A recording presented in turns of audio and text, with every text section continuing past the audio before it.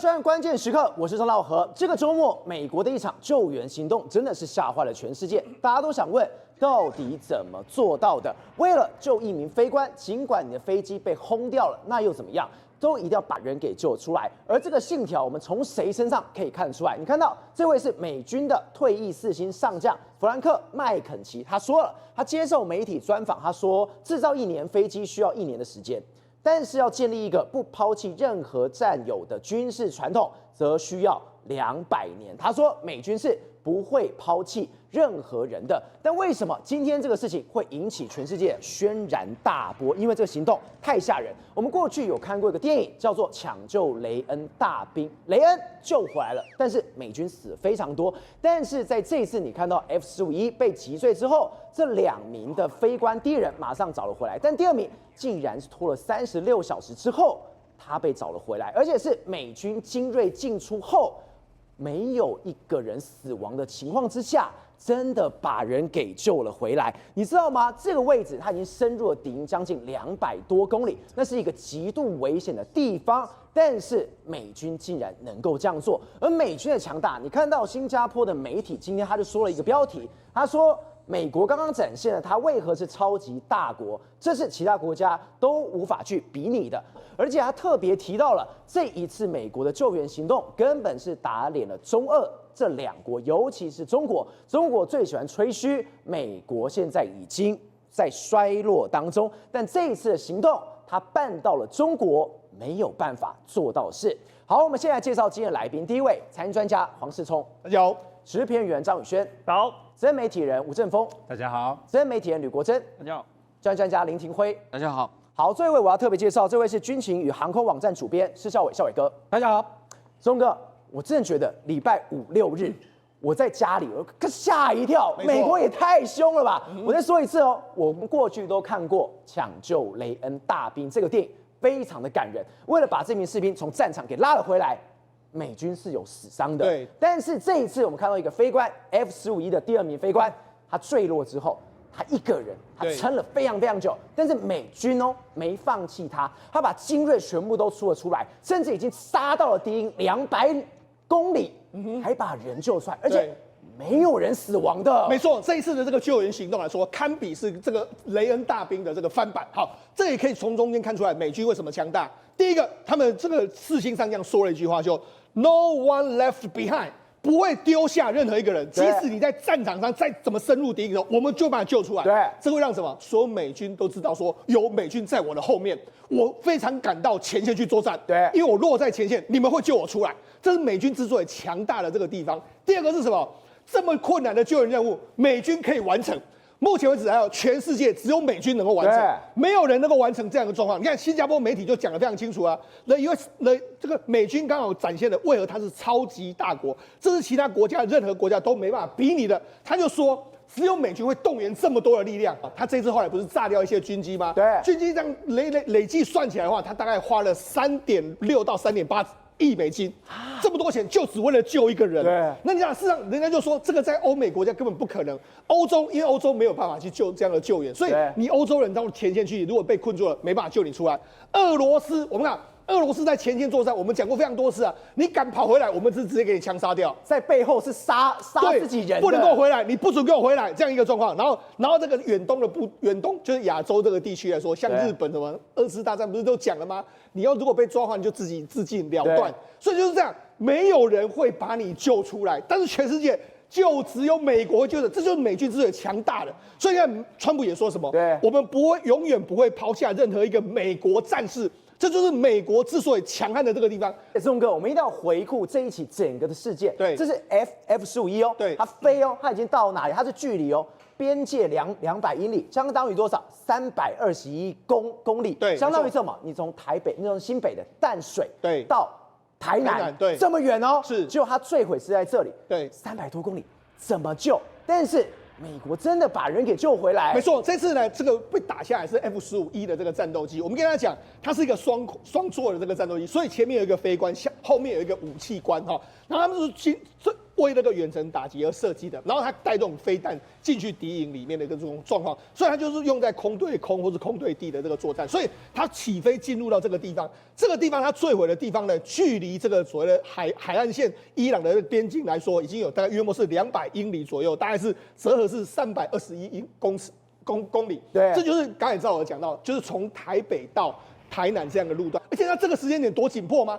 你被打下来之后，伊朗也知道我打下飞机啊，他也知道说里面一定有飞行员，他也要抓人，只是当时伊朗不知道是1个还是2个，他不知道，所以他们马上看，伊朗马上就发出警告，他说坠机地点附近的所有的村民赶快配合军警搜查调查人员，如果活捉的话，马上交给警方，将获重赏。他那时候不是就说6.6万美金左右的重赏，就拿出来了，然后。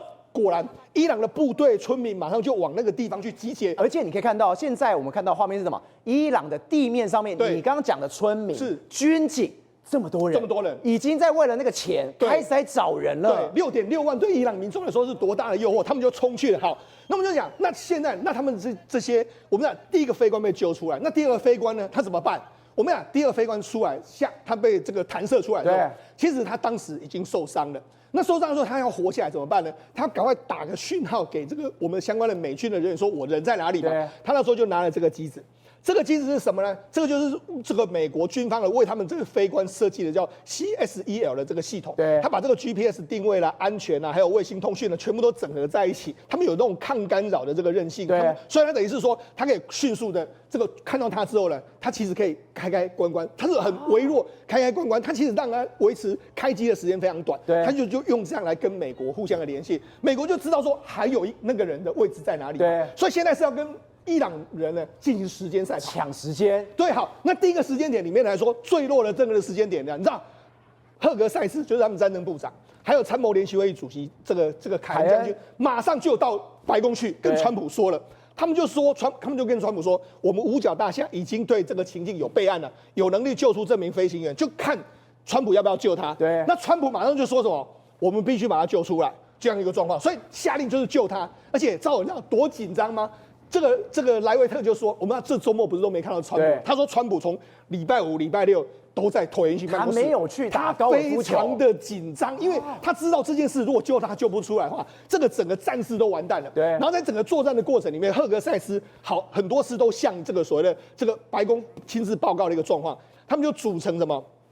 以海豹突击队的第6分队为主，然后三角洲部队，然后发起了一个规模庞大，还有这个风险极高的这个救援行动，动员了100名左右的特种作战人员，数十架美国战斗机还有直升机，全部浩浩荡荡的过去了。好，那全部浩浩荡荡过去，我们不是说吗？那这一个人呢？这个人现在怎么样呢？这个人呢，他是就是他这一台战机呼叫做 DU-44，他这个是一个这个现在人家知道是一个上校的这个作战官嘛，他的脚受伤了，因为他第一个时间就受伤，他怎么办呢？他爬到一个大概约莫是2130公尺左右的山里面他还发现到那个有一道裂缝啊，所以他就挤进这个裂缝里面啊，挤进裂缝，因为什么？因为他受了伤，他也可以这样爬。川普就说，我们救的第一个人我们没有说，因为什么？因为他们就知道我们还有第二个人，所以所以我们对第一个人的开口不谈。伊朗花了1天半时间才发现之后，还有第二个人，这是一个叠对叠的。对，所以呢，川普居然能忍住不说，我们就说嘛，开始救援之后来说的话，他们马上就这个展开搜寻，然后展开各种不一样的这个救援行动。直升机有被伊朗火力攻击，然后包括黑鹰直升机还有很多直升机，所以第一个时间没办法把它救出来。不过呢，因为当时的这个前作已经被发现了，所以他们为了不让伊朗这个知道还有一个美军，所以他们就压下消息，所以当时美国媒体全部都不能够报道这件事情。好，那大概坠落14个小时，美军就已经锁定他，然后而且花了好几个小时确认是来自他本人，而不是他们很怕说，这个是捡到设备的伊朗人呐。然后他们还根据情报判断他单独一人，没有被包围，也没有被俘虏。那现在不是就说吗？就说他传言他跟国防部打了一个叫做 God is good。God is good， 对，就是说他讲这个话，然后川普不在说这个好像不太像是美国人的口吻啊，然后后来就是说他们去联系他们家人，联系他朋友说，这是他会说的语气，所以他们确定了这就是那个，就因为一句 God is good， 对，就确认是军官本人，对，是军官本人，而且因为他是他常会说的话，所以就这样子，好锁定他之后那怎么办？因为他目前为止已经在这个山上，他们已经确定他人在山上。那问题是伊朗的部队也慢慢靠近啊。我们刚刚看到那个什么人这么多，对，大家收整个山呢。对，好，那所以怎么办呢？我当然要阻止伊朗的部队往那座山前进嘛。所以第一个，他们出动了 B1 轰炸机4架，然后还有这个 MQ9的死神无人机，他们在它附近的周围，就是那个军官躲藏附近的，不断的轰炸，对，不让这些所谓伊朗的这个部队靠近这一座山，所以他们不断的轰炸，阻缓了他们的一个前进的路线。对，第二个，美国还做什么？美国 CIA 还弄一个7敌战术。哦，什么叫7敌战术呢？他们开始在这个所谓伊朗境内发散说，我们这个失踪的这个机组人，我们已经找到了，对，我们现在要把他送到这个公路上面去，让他离开这个地方。所以某些程度来说，他们原本要往山上去的部队，有部分到公路去了。哦，对，另外一个部分是什么？赵总，你知道吗？另外一个部分是这样，他们还这边散布说，我们还有另外一架这个飞机呢，是降落在海边的这个状况。降落海边的状况之后，还有另外一组人，他们也到海边去，所以等于是说一骗他们说有在海边的，然后骗他们说有在公路的，所以他们很多兵力都往那边去了，所以就变成是说他们知道他人在哪里。那好，那现在呢，因为你知道他在哪里的时候，你要定位那个点还是很难，所以美军还是用了那个相当精密的这个武器，相当精密的这个技术装置，就找到那个人之后，就开始去要进行所谓解救的这个任务的一个状况。钟哥，我们刚刚看到 CIA 真的是用尽了所有的招数，对，讯号干扰是把人给骗走，我们终于把军官接到手了，但是现在出大事情了，当初载他们来的，对，你可以看到这是什么？ MC-130J 怎么坏掉了？没错，因为他们这一次呢怎么抵达前线呢？就是用派了这个 MC-130J， 它里面可以搭载非常多人，不是说有100多个人嘛，对。然后还包括说小型的这个直升机，他们到那个地方去进行一个救援的动作。好，所以他们就来了之后，就没想到救援都很完美之后，他们甚至把这个突击队员呢，把这个武器的这个所谓武器官带到一个秘密的集合地点，他们都准备要起飞了，对，就没想到他们就说，这个美国官员说，如果有说什么叫什么天啊，糟了时刻，那就是这个时刻。你看，这是这个非常不好听的这个英文 ，Holy shit！ 对，就是这样。好，讲这个时候，表示怎么会发生这样的事呢？为什么发生这个事呢？因为他们这个这个 MC-130J 呢，它是比较重型的这个飞机。那因为他们所在地呢，他们飞到当地呢，是在伊朗过去废掉的这个空中的跑道。对，跑道来说没有维修，所以它这个太重，飞不起来。飞不起来后怎么办？所以他们现在糟糕，现在怎么办？这飞不起来，救不出来，怎么办？所以这个时间点里面来说的话，他们这个美国的这个相关的军官就说，不行，我们要救他们出来，我们要再继续派飞机进去。对，所以他们就派了非常多的这个直升机，还有轻螺旋的这个飞机进去了。对，进去里面，那你知道吗？赵尔，他们在这个地方等了好几个小时，等于是他们曝光在敌人的火网之下。你说好几个小时，是那个只要被发现，他们完蛋，被杀会团灭的。对，有可能他们就要面临到跟伊朗的地面部队作战，这可能会死伤非常惨重。对，那所以再说的问题现在来了，你这些飞机都放在那个地方啊，他们飞不起来啊，2架这个 MC-130J 啊，然后还有包括说一些直升机在一个地方，怎么办呢？他们就说不行，我们离开之后，我们必须把它炸掉，所以他们就马上把他们炸掉了。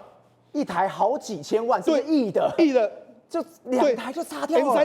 MC-130 这一台改造之后要1亿，它炸掉了2艘，然后包括说一些直升机全部把它炸掉，因为为什么？因为他们说里面有很多我们美国的机敏的这个技术，对，或者说非常这个重要的这个所谓情报，不能让他们知道，所以他就完全把它炸毁了一个状况，所以他们就这样子就搭着这个轻型的螺旋桨飞机啊，还有部分的直升机就离开了这个战场。那离开战场之后呢？一直等到他们抵达科威特的这个战基地之后，川普就发了这个 True Social， 他说我们找到他了，美国军方派出了数十架装备世界上最致命的武器飞机去营救他，他受了伤，但他会没事的。所以一直到了礼拜天的午夜过了之后呢，他确定落地在这个离开伊朗，而且落地之后。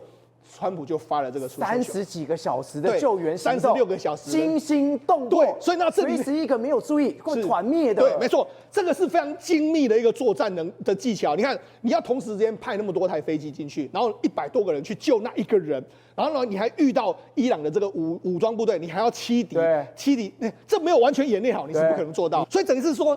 美军这一次让我们知道说，即使你在作战的时候发生那么多你不可测的原因之后，美军还是能够完成这次的任务。而且这次任务来说的话，就美国现在的说法是，当然有飞机的损伤，但是没有任何人员的伤亡。对，所以这就是一个非常不可思议的行动。说实在，美国呢也曾经因为援救伊朗的这个人质行动挫败，他们从中间学习。对，这个叫什么？叫鹰爪行动。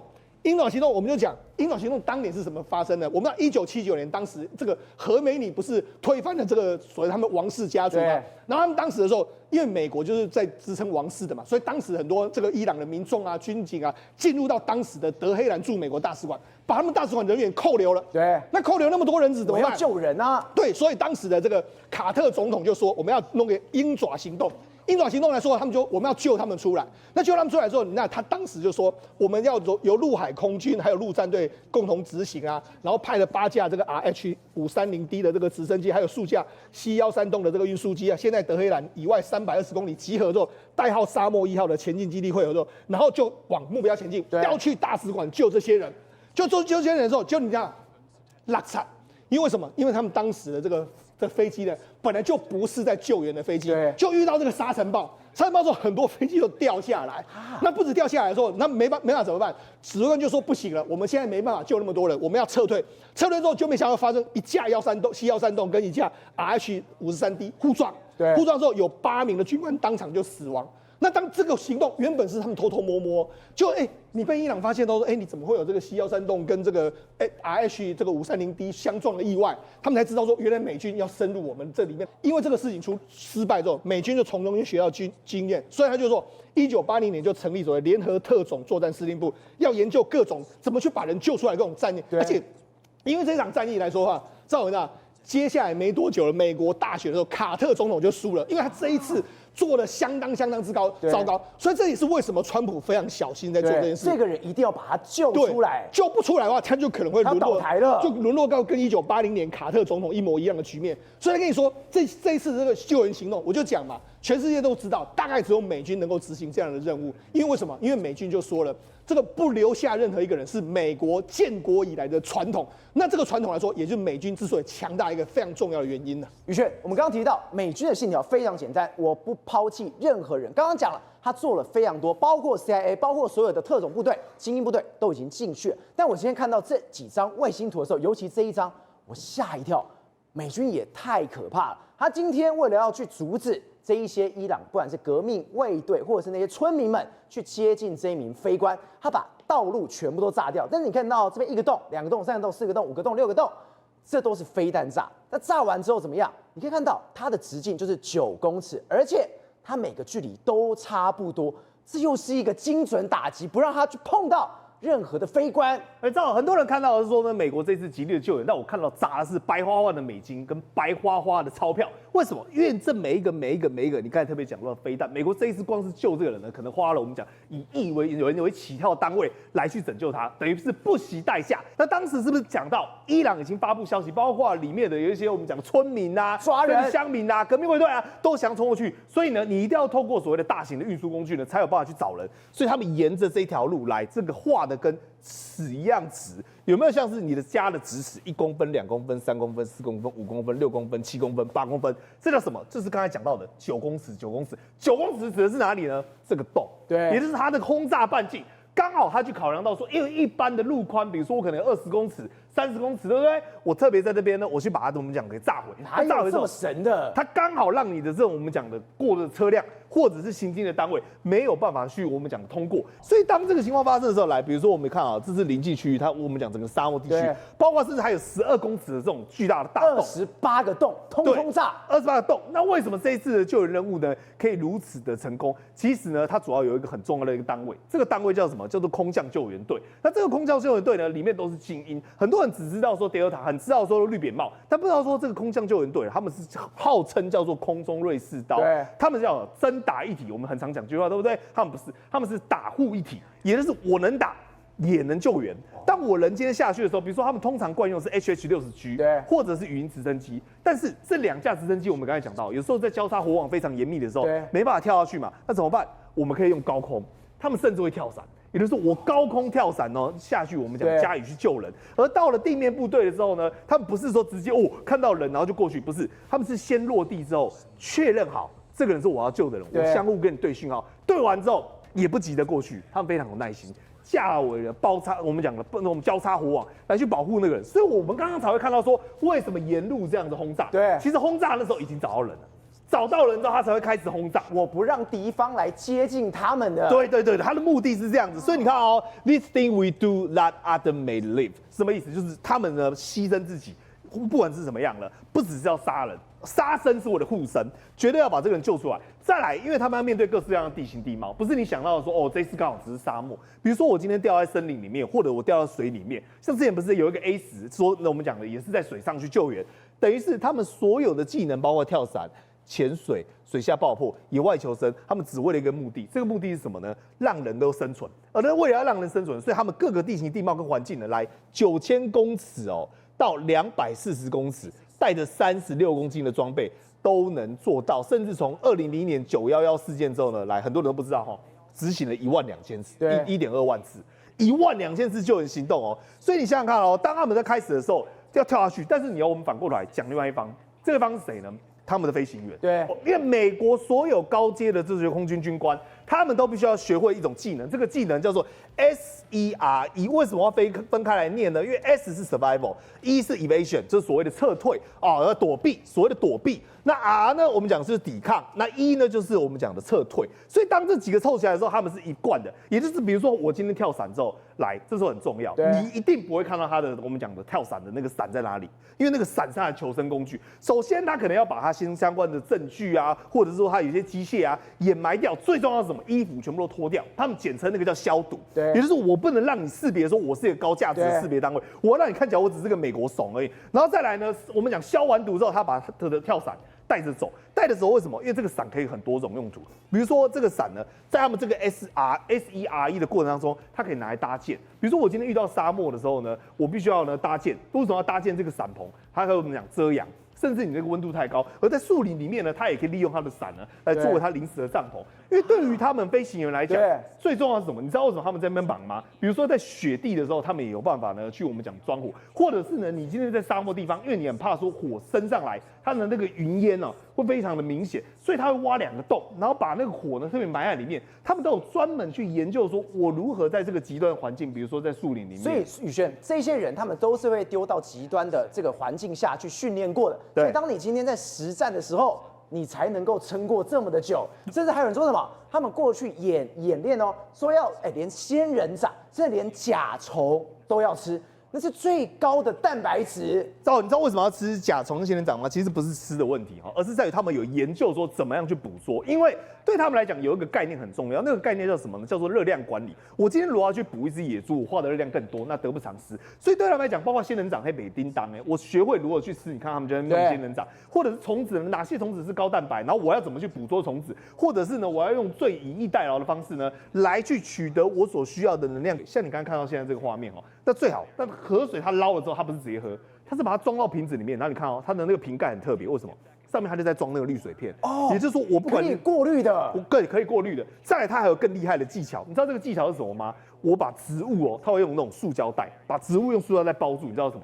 它会蒸散出水分，然后我再把它倒过来之后，利用这个植物的水分呢，来做我家里的吸收。宇轩，我们今天看到什么？今天完美的逃脱之后，伊朗人去了，他真的去了，就知道什么？我才发现美国的所谓的设备、装备，甚至物品也太好了吧？有牙膏，有防晒乳。对我们讲找到个寂寞，为什么呢？因为美军你早已经高歌起扬长而去，就有伊朗人在原地的支脚下，我们讲他留下了纪念品。所以这个纪念品呢，你看哦，有防晒乳。我跟你讲各位，防晒乳我们平常走在路上都不会用防晒乳，甚至还有牙膏，还要保持口腔清洁、野战口粮，还有什么？还有照烧口味的牛肉干。所以我跟你讲，当你看完这个之后，你就觉得这件事不意外。因为对于飞行员来讲，所有的状况都在预料之内，而且都训练过，都在掌握之中，甚至还可以好整以暇、抹防晒，还可以刷他的牙，最后面呢顺利的被美军给救走。嘉伟哥，我们刚刚看到这一次，我们形容这根本是抢救雷恩大兵的2.0版，但是电影里我们看到是什么？美军是有伤亡，但这一次完全没有伤亡。这没有伤亡里面，我们也看到喽，美军的这种空军马上就 po 了一个贴文出来，这贴文说什么？各位，因为我们不会抛弃任何人，所以请联系你当地的美国空军招募官，欢迎加入我们。这件事情对川普是利多，甚至对美国军人来说，这才是真的公关形象吗？哦，当然，以公关形象来讲，美军一直很重视这个东西啊，而且啊，现在年轻人越那个少嘛，对美国来说招募新兵也不易，而且其实这一次搜救任务中更重要意义就是说，今天这个获救的军官，他不仅仅只是一个上校，他还是一个上校战斗机联队的连队长，哎，他非常非常大的那个官员哦，也就是说，因为他非常深知 F-15E各种这个主要的作战系统，因为他本身是武器官的训练，然后所以他担任这个连队长的任务。那像大家觉得说啊，只是这个连队长这么高阶了，上校还要出任务吗？我跟你说，即便美军干到太平洋空军司令，还是要出任务，还要出去出任务。这样，其实这就是美军，而且他们也利用这次的这个机会，让美国的国民知道，其实。当了美军加入美军之后，很重要一件事，美军的精神就是 leave nobody behind, death or alive， 就不管死活，绝对不可以把伙伴丢在战场上。你要把那个人一起出去，也要把人一起回来。那像这次 F-15E 的这个任务中其实让我第一个想到，其实什么？其实是以前我小时候看过的一部电影，叫《野狼呼叫21》。野狼呼叫21，对，那还是一个真实的事件其实那一次的事件，我觉得反而是这一次事件的这个完全的翻版。为什么？那一次他也是一个非常机密等级非常高的一个上校，他呢坐一架 EB-66的电子侦察机，然后他们进去北越进去做这个电子侦察干扰的这种工作，然后呢，结果你是搞电子干扰，结果居然你被人家北越用那个飞弹捅下来了，你知道吗？那时候全机只有他弹射逃生成功所以呢，他们发动了一次非常大的一个搜援活动，而且因为那次的搜援活动他们为了要让北越搞不清楚他们到底要去哪里救他，因为像这次我们看到新闻报道有说，他说因为他们这次CIA 透过这种或干扰，或者说是透过欺敌的这个战术。然后再加上，其实那次研究成功，像这一次来讲，这次其实北越跟今天的伊朗其实有个共同点，当时北越其实相对来说那个军事能力对不对？虽然说他们在白天很厉害，夜行军也很厉害，但是他们跟今天的这个伊朗部队来说有一个相同之处，他们缺乏这种所谓的夜视设备。对，夜视设备对于美军来说，哇，我跟你说，绝对是一个极大的优势。像2003年，所以今天美国才会挑选不是在白天，我确认你位置之后，我是深夜来进行行动的。对，好像比如说我们甚至看到中指部刚刚公布的图片，就是有那个伊朗的士兵企图靠近的时候，他就丢一个那个红外线 IR 那个影片，就看到一个一个亮亮的这样，然后就一啪啪啪炮打下去。为什么？因为对美军来讲，今天伊朗的人，他们如果没有夜视镜的话，我在夜间行动，我看得见你，你看不见我。我甚至于我要标定你攻击的话，我一枪一个我连多一颗子弹都不会浪费。所以美军他们其实可以这次透过了这个那个夜间的优势，他们其实现在有一个最新的那个新的这个战斗直升机叫快乐绿巨人。因为快乐绿巨人在越战的时候，其实最早美军的这种搜救直升机它因为搜救直升机都有个问题，因为它本身的这个动力的关系，所以它的皮都非常薄肉非常细嫩。那像这种专门作为搜救的这种直升机呢，最早的这个绿巨人直升机就是拿一架 HH-3然后来重装甲、重武装整架飞机用装甲包起来，你地面上的人拿机关枪打它都把它打不下来。那这一次他们最新的 HH-60的这个 W 这个搜救直升机，就是把第一名飞官救出来那个搜救直升机，你看进去碰到伊朗人毛起来打他，居然还把人救回来，就是因为新的 HH-60H 这个直升机呢，也是采用重装甲、重武装，飞机外壳加了一层装甲，让它这个子弹打它嘣嘣嘣，对不对？不会给你开洞，要不然的话，你说今天一般的直升机去马上就被打掉了。孝瑋哥，我们刚刚有特别提到新加坡媒体怎么形容这件事情？他说今天美国这个救援行动只有美国可以办到，它里面点了欧洲，点了东亚，点了一大堆的国家，点了俄罗斯。这件事情，你军事专家的角度来看，真的这么难，甚至只有美国才可以办到的吗？的确，战场搜救这个东西它其实也给这个身为这个国家的战机飞行员一个心理上的一个非常大的保障。为什么？因为其实刚刚也有讲到啦，他这些人这个成员他其实都是精挑细选的而且那个精挑细选完之后，我们知道美军有 Delta 有这个海豹，他们其实这些所谓他们叫 PJ 也就是那个战斗空降人员。因为为什么他们会跳伞？这些战斗空降人员他们不但就是说会跳伞，他们其实也是战场急救师也就是说他们还具备医护的这个能力。那这些人他们本身在经过战场训练的时候，他们其实是完全比照特种部队去训练的，所以他们其实可以说是空军里面的一支特种部队。我们知道海军有海豹，陆军有那个绿扁帽跟 Delta。那像比如说我2006年那时候去那个波斯湾的时候，他们那时候你知道吗？早上飞行任务开始的时候，那个指挥官要给飞行员分发手枪、分发弹药，然后但是如果万一出状况怎么办？船上还有 HH-60的这个直升机，就会带着海豹去救他。而且美军他们在做这种搜救任务的时候，他们一旦确定人在这里以后，对不对？他们其实并不会浪费太多时间。他们2架直升机冲进去以后，对不对？然后会做一个编队分开，编队分开之后呢，一架飞机直接那个降落下去，然后另外一架直升机就在空中打盘旋，打盘旋干嘛？要对四周提供火力压制，旁边的人不敢靠过来。所以你看，这次就是一堆人这个要过不来，然后直接下去把人捞走。宏观取材，厘清真相，犀利精准，深入剖析，时刻掌握关键，新闻时事不漏接。老时段，新气象，我是钟浩和，关键时刻2.0全新出击。